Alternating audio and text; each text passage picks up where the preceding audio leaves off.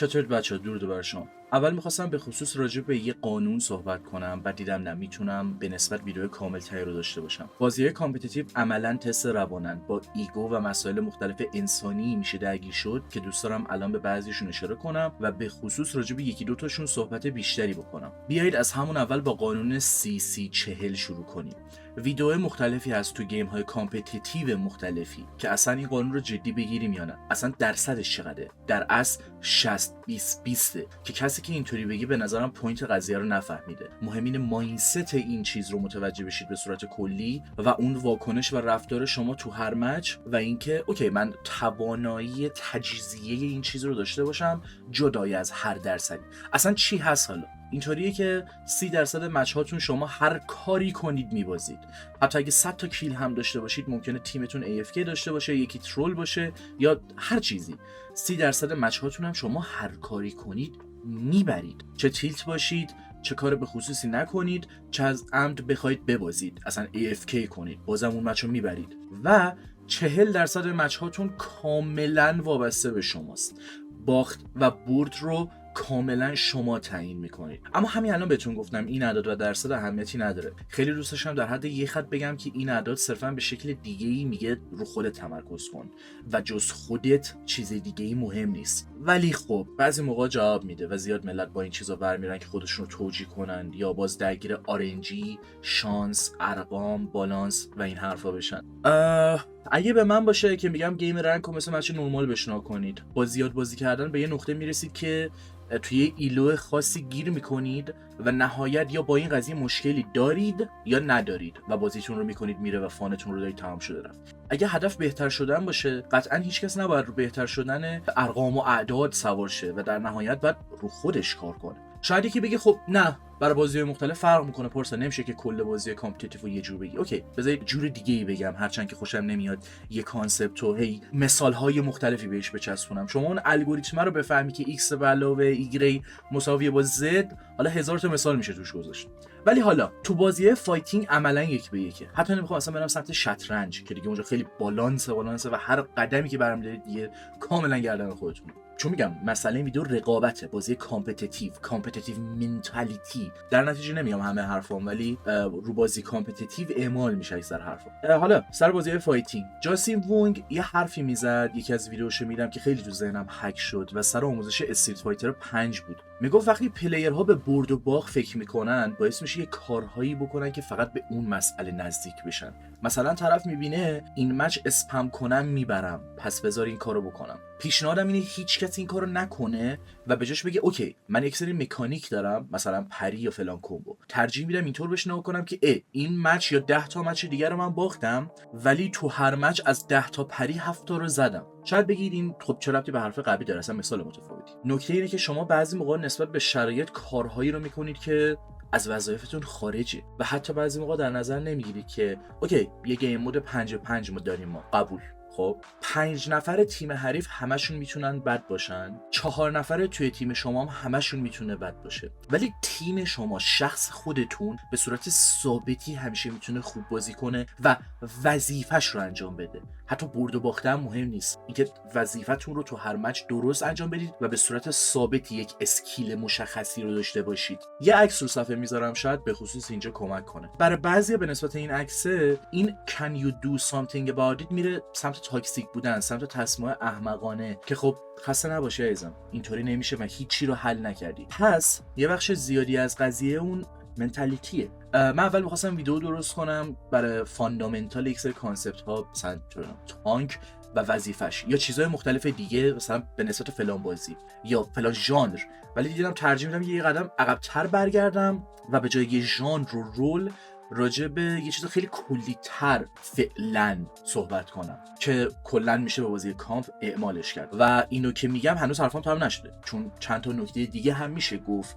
حتی نسبت به همون CC40 و حتی به نظرم باعث میشه آدم خوشحال‌تری باشید اگه تلاش برای تیلت نشدن و این حرفا بکنید. اینکه گیم کامپ رو میدونید بهونه نکنید برای تاکسیک بودن، توجیه کنید که اصلا جاش همینجاست، باید تاکسیک بود. ترجمه این حرف میشه من به صلابت روان خودم اهمیت نمیدم یا فکر میکنم مثلا رو خودم تأثیری نداره، یا برعکس کاملا آگاه هم از شرایط و صرفا تاکسیک هم دیگه، سادیسم دارم و لذت میبرم از اذیت کردن بقیه. حالا نمیخوام کسی رو دسته بندی کنم، صرفا یه سری چیز دارم میپرونم و تلاش و هدفم اینه که یه تصور و ایده کلی از چیزها یه سری جا پشت سر هم، حتی اگه یکم نانسنس بشه، بدم. به جای اینکه راجع به میکرو و ماکرو چیزها صحبت کنم، یک سری سوال طرح کنم که راجبشون بیشتر فکر کنیم. که اصلا چرا میخوای رنک اپ کنی؟ میخوای رتبه بهتری بین بقیه داشته باشی؟ چرا نمیخوای رنک اپ کنی یا یاد بگیر که فان بیشتری داشته باشی؟ چون بالاخره اول رانندگی رو یاد بگیر، بعد دریفت بکش. Know the rules then break the rules.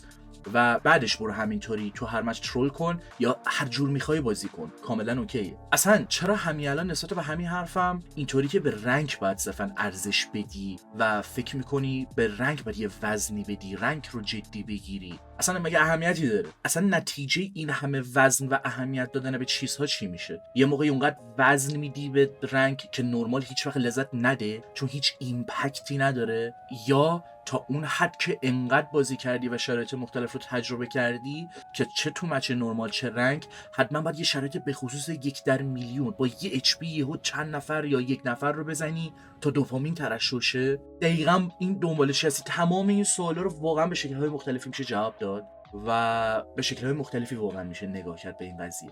میگم کاملا اون بخش روانی قضیه است که به نظر من بیشترین اهمیت رو داره به نسبت رنک اپ کردن. اصلا فیولت واسه رنک اپ کردن چیه؟ میدونی چرا میخوای رنک اپ کنی؟ رو روان چیکار کردی؟ کامپ رو چی میبینی؟ بحثو یه مقدار برگردونم عقب‌تر، اینو در اصل باید جلوتر میذاشتم، ولی خب اول با یه مثال شروع میکنم دوباره که برگردیم سر همون سی چه. یه موقعی وقتی با بچه‌ها بازی میکنیم اینجوری هم که آقا این از اون بچه‌ها نیستش که آنالیزش کنیم، ارزش نداره اصلا. به محض اینکه راجبش بیشتر صحبت کنیم بیشتر از اون خورد میشه، ولی تا راجبش هیچی نگیم، چه به اندازه یک کلمه چه هر چیز دیگه‌ای بهش توجه نکنیم، هیچ انرژی از همون کم نمیکنه. پس ولش کن. اما این قضیه تشخیص دادنه توی این قضیه سی 40، اینکه چه تایپ از گیمی رو داری تو پلی میدی، تیمت داره چی کار میکنه، اصلا تشخیص اینکه کدوم گیم رو دوش توه یا باید لاک این کنی خیلی سخته. پس چرا 100% تو هر مچ به یه شکل ثابت بازی نکنی؟ مثلا میگم یه مشکلی که توی لیگ آف لژندز هست و عذاب که خیلی دوستش دارم و کلی براش احترام قائلم، کلی راجع بهش صحبت کرده، سیستم سرندر یا FF به قولی و تشخیص اینکه مچ باخت هست یا اینکه میشه کامبک زد توسط بقیه پلیرها برای گیواب کردن این مچ و نداشتن اون کامیتمنت به مچی که استارت کردن برای تموم کردن، نه گیواب کردن. و جدای از اون پلیرهای رنک پایینی که کانتنت کریئتورها، توجه کنید، کانتنت کریئتورها رو میبینن یا حتی بعضن پلیرهای خوب و فکر میکنن متوجه تصمیم گیریشون میشن که چرا دارن FF میکنن و دقیقا همون حرکت ها رو باید میمیک کنن و سریع تصمیم به لید کردن تیم میشن واسه سرندر، یا اینکه نه من میدونم فلان پلیر توی این موقعیت این کارو میکنه پس من باید برم این کارو بکنم. حالا این نسبت بازی‌های مختلف فرق میکنه. مثلا من تو یوتیوب دیدم اینجا باید فقط ساپورت رو مثلا چیز کنی، اصلا سیچویشنال به قضیه نگاه نمیکنن.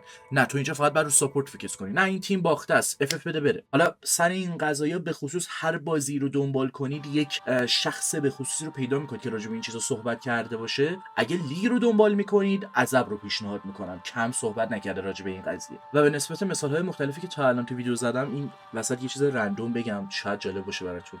من بچه تر بودم از خدام بود یکی تو کامیونیتی استریمینگ مثل عذاب باشه، چون وقتی به دوستان میگفتم چرا تاکسیک فکر میکنن، اپتیمال ترین راه فان داشتن و پلی دادن اصلا همین بود، چون تو اینترنت شکل دیگه از پلی دادن به نسبت اون چیز رو پیدا نمیکردن. پس نیاد یه کانتنت کریئتور رو نشون بدید بگید اصلش اینه یا فلان فلان فلان. اصلا بیایید با کانتنت کریئتورها تا اونجا که میشه صحبت نکنیم. آره اون بالانس رو میشه داشت، خودم همین الان دارم مثال میزنم ها، ولی خب حالا به کلی چیز اشاره کردیم ولی تایتل کلیک بیت نبود. من هنوز دارم راجع به هاو تو رنک آپ صحبت میکنم و میخوام یه نکته مهم دیگه هم بهتون بگم و تمام. دی رنک کردن خیلی مهم. شما چقدر میخواید پلی برید، چقدر تو یک مدت زمان و بازی کمی میخواید مثلا به یک هدف به خصوصی برسید. حتما سرعت مهمه، مگه میخواید بعد دراپ کنید پس ارزشی نداشته. خیلی سوالهای مختلفی میشه طرح کرد، اصلا کاری ندارم، خیلی مثالهای مختلفی میشه زد. من با پلیرهای جدید میرم میبازم، مثلا اهمیتی نداره چون میتونم برگردم همون جایی که بودم. هزار تا چیز مختلف. خب اصلا اینا رو کاری ندارم. تو همون سطح اولیه کنار اومدن با رنگ پایین، استرس و استراب نداشتن به نسبت سطحی که توش قرار داری، یا همون رنگ انگزایتی. فشاری که یک سری گیم ها و چیزها رو خودشون دارن برام کاملا قابل درکه. متوجه حرفاتون مطمئن باشید که هستم. حتی تو کانتنت خودم هم که از گیم های کامپتیتیو دیگه میذارم احتمالا دیده باشید این چیزها رو، ولی خب مثلا واسه من فرق میکنه. من اینجوری هم که خودآگاه میخوام که اون گیم تأثیر بیشتری روم داشته باشه، فشار بیشتری داشته باشه تا لذت ببرم، به خاطر اینکه نمیخوام خیلی خشک و بیروح بشنو کنم. اوکی که یه ذره اون اینتنسیتیه، اون استرابه، اون تنش، اون هزار تا کوفت و زهر مار توش باشه و حتی یه سری آدم فشاریشه، ولی خودآگاه و نه اینطوری که حتی متوجه هم نشم و بعد مچ که تمام شد نفهمم که حتی چه غلطی دارم میکنم. بنده به عنوان کسی که گیم های کامپتیتیو بخشی از هویتش هست میتونم بگم مهمترین پارت رنگ آپ کردن دیرنگ کردنه. کنار اومدن با باختن یا گیر کردن توی یه سطحی و صرفاً بازی کردن بدون استرس یا فشاری و تنش این که وای الان 2 تا مچ ببرم میرم دایمند. خب 2 تا مچ میبری میری دایمند، بعدش چیکار کنم؟ هیچی. میترسم حالا از همه چی، خودم رو زیر سوال میبرم. نکنه به این سطح تعلق ندارم، یعنی برم پایین میتونم دوباره برگردم؟ یا هر شکل سوالی که ممکنه طرح شه و من خوشم نمیاد 5 تا مثال بزنم که در هر صورت باز 1000 تا دیگه هم مثال باشه و در نهایت 2000 تا دیگه جا بیفته. کلا که این سناریو و مثال های مختلف نسبت به چیزها هست، چیز کلیه رو بتونید درک کنید، متوجهش بشید تو لول های مختلفی از آگاهی یا هر چیزی که اسمش رو میذارید، که دیرنگ کردن کجا مهمه، تیلت نشدن کجا مهمه، تاکسیک نه، اصلا واسه خودش یه با فلسفه است. از ایگو خلاص شو، کسی رو مقصر نکن، توجیه و بهونه ها رو بذار کنار، با باختن کنار بیا و قبولش کن. حتی try to fail، به عمد try to lose. I always like this idea of trying to fail. What do you mean? Just think about that. Like if try to make a bad painting, try to act badly, try to be lousy in that scene. بیخیال ارزش ها و جایگاه های اجتماعی و 1000 تا کوفت و زهرمار، فقط بازی کن، لذت ببر، به شکل دیگه‌ای لذت ببر و صرفا با وقتی که میذاری بالاخره magic happens. و اگه واقعا همینا رو انجام داده باشید احتمالاً نه تنها رنکتون رفته بالاتر، احتمالاً از چیز دیگه‌ای به شکل دیگه‌ای لذت میبرید خیلی خاص‌تر و اینطوری زندگی زیباتره. همین، چیز دیگه نمیمونه. دوست داشتم راجع به این قضیه مقدار صحبت کنم. خیلی وقت پیش من می‌خواستم راجع به این قضیه ویدیو درست کنم، شاید مثلا 2 سال پیش سر لیگ آف لجندز. الان این چند وقت چون خودم بازی کامپ دوباره خیلی دارم میزنم، با اینکه نت اذیت میکنه، از گیم فایتینگ به طرز احمقانه کمتر اذیت میکنه، این باعث میشه که اوکی باشم با بازی آنلاین. چون من بازی آنلاین همیشه هست، بازی فایتینگ همیشه بوده، ولی خب نمیزدم چون نمیتونستم دیگه، اصلا هی پاک میکردم، اینجوریام که دوباره نصب میکردم ای بابا نت بده دوباره پاک میکردم. ولی الان این مارول رایوالز اینجوریام که اوکیه و بچه‌ها هم هستن خوش میگذره. منتها یه سری بحث‌ها مثلا میبینم پیش میاد، من اینطوری بودم که چقدر این ویدیو حس میکنم نیازه و نمیخواستم راجع به 1000 تا چیز، راجع به سقراط و افلاطون و تاریخ فلسفه و روانشناسی و فروید و اینجور چیزا صحبت کنم. اصلا اینطور بودم که اوکی بذار 2 تا نکته در حد دیرنگ و سی 40 بگم، چند تا سوال مختلفم طرح کنم، چند تا مسئله مختلف طرح کنم که بتونیم راجع بهش اگه خواستید با من صحبت کنید توی دیسکورد، یوتیوب، تلگرام، هر جایی که هست صحبت کنیم. اگه نه همینطوری یه خطی داده باشم که بیشتر راجع بهش سرچ کنید، فکر کنید یا هر کاری می‌خواید باهاش بکنید دیگه. همین، چیز دیگه این نمیمونه. امیدوارم که لذت ببرید از گیم ها، نه اینکه صرفاً رنگتون بره بالا. دمتون گرم و شب روزگار خوش.